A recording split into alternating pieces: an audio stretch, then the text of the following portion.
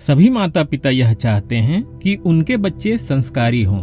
बच्चे में संस्कार किस प्रकार पड़ते हैं, इसका उल्लेख हमारे वेदों में विस्तृत रूप से किया गया है। वेदों के अनुसार हमारा शरीर 5 तत्वों से मिलकर बना है। हमारे शरीर में जो कुछ भी ठोस है वह पृथ्वी है। हमारे शरीर में जो कुछ भी तरल है वह जल है। शरीर के अंदर जो गति है वह वायु है। जैसे कि शरीर के विभिन्न भागों में रक्त और खाद्य रसों का पहुंचना वायु के कारण होता है। शरीर में जो कुछ भी गर्म है वह अग्नि है। वह स्थान जहां हमारा शरीर स्थित है वह आकाश है। हमारे शरीर में 7 प्रकार के घटक तत्व होते हैं। पहला रस, दूसरा रक्त, तीसरा मांस, चौथा वसा, 5वां अस्थि, 6वां मज्जा और 7वां वीर्य। हमारे शरीर में इन धातुओं का निर्माण कैसे होता है? जो भी भोजन हम करते हैं उससे रस बनता है। इसके बाद भोजन के रस से रक्त बनता है। रक्त से फिर मांस बनता है। मांस से वसा, वसा से अस्थि, अस्थि से मज्जा और मज्जा से वीर्य का निर्माण होता है। शरीर में इन 7 धातुओं के 7 अलग अलग रंग होते हैं। भोजन से बने रस का रंग सफेद होता है। रस से बने रक्त का रंग लाल होता है। रक्त से बने मांस का रंग श्याम या हल्का काला होता है। वसा धुएं जैसा, अस्थि का रंग पीला, मज्जा का रंग भूरा और वीर्य का रंग पीला सा सफेद होता है। हमारे शरीर में 7 चक्र होते हैं। पहला मूलाधार चक्र, दूसरा स्वाधिष्ठान चक्र, तीसरा मणिपुर चक्र, चौथा अनाहत चक्र, 5वां विशुद्धि चक्र, 6ठा आज्ञा चक्र और 7वां सहस्रा चक्र। इन 7 चक्रों के माध्यम से ही ऊर्जा पूरे शरीर में प्रवाहित होती है। जो चक्र ज्यादा सक्रिय होता है उसी से संबंधित चीजों में आपका ध्यान ज्यादा लगा रहता है।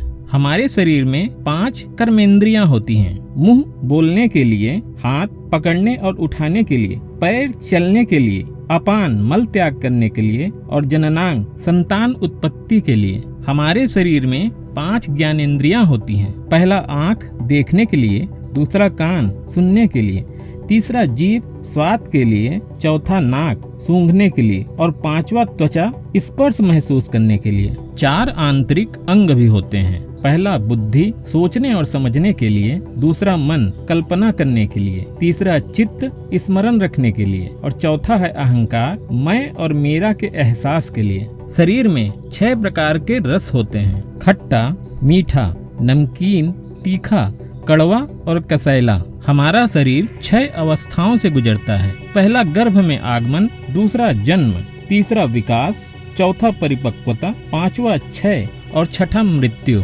गर्भ में शिशु का आविर्भाव। स्त्री और पुरुष के मिलन के दौरान शुक्र और शोणित के मिलने से भ्रूण का निर्माण होता है। अगर भ्रूण में पिता के शुक्र का असर ज्यादा है तो पैदा होने वाला शिशु लड़का होता है।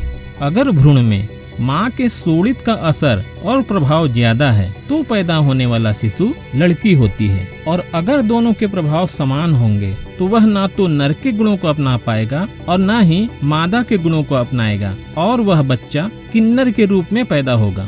शुक्राणु और शोणित के विभाजन से जुड़वा बच्चे का जन्म होता है।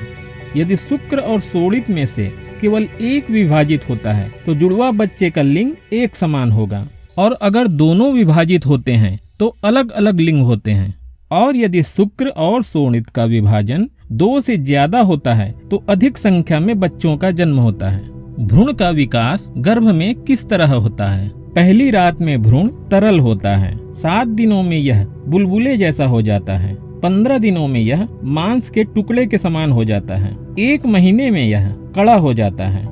दूसरे महीने में सिर बन जाता है। तीसरे महीने में पैर का निर्माण होता है। चौथे महीने में पेट और जांघों का निर्माण होता है। 5वें महीने में रीढ़ की हड्डी और पीठ बनते हैं। 6वें महीने में चेहरा, आँख, नाक और कान बनते हैं। 7वें महीने में आत्मा शरीर में प्रवेश करती है।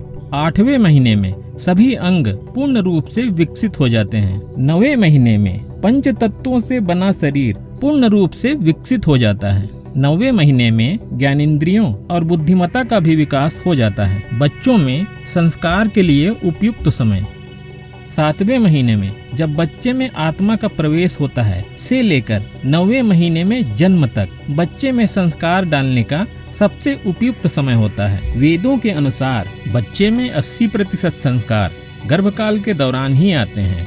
यह प्रक्रिया लगातार चलती रहती है, लेकिन हमें दिखाई नहीं देती। गर्भवती के मन में उठने वाले अच्छे, बुरे और सभी प्रकार के विचारों और भावनाओं को शिशु अपने अवचेतन मन में समेट लेता है। आत्मा पुराने और नए शरीर के बीच में होती है और उसका अवचेतन मन बहुत ज्यादा सक्रिय होता है। इसी कारण माँ की सोच, भावनाएं, व्यवहार और वातावरण का गर्भस्थ शिशु पर बहुत ही ज्यादा प्रभाव पड़ता है। आइए इसको इस तरह समझते हैं।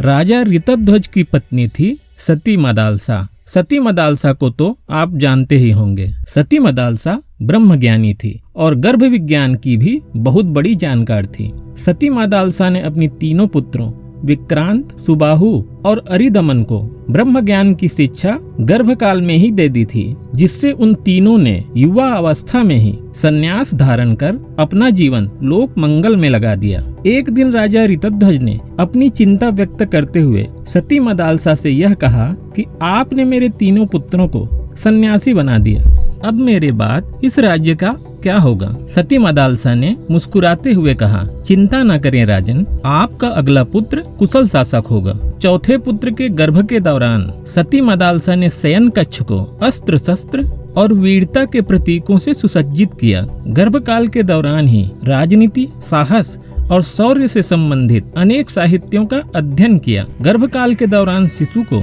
राजनीति और कुशल शासक के संस्कार दिए। परिणाम स्वरूप यह हुआ कि उनका चौथा पुत्र अलर्क अपने पिता से भी ज्यादा प्रतापी राजा बना। हस्तिनापुर के राजा दुष्यंत दुर्वासा ऋषि के श्राप के कारण अपनी पत्नी शकुंतला को भूल चुके थे।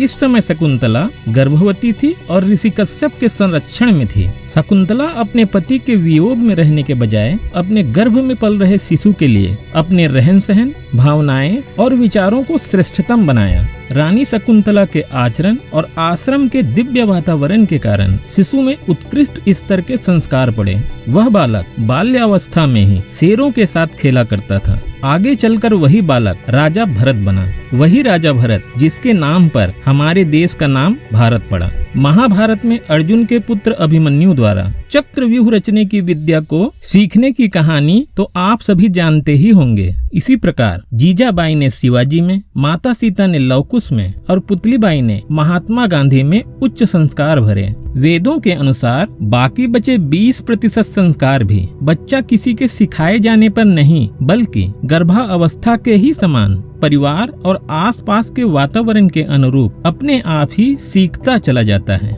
मित्रों, यह वीडियो कैसा लगा कृपया कमेंट बॉक्स में कमेंट करके जरूर बताइएगा। अगर यह वीडियो अच्छा लगा तो इसे कृपया लाइक और शेयर करना न भूलिएगा। इसी प्रकार का वीडियो देखने के लिए इस चैनल को सब्सक्राइब करना न भूलें। धन्यवाद।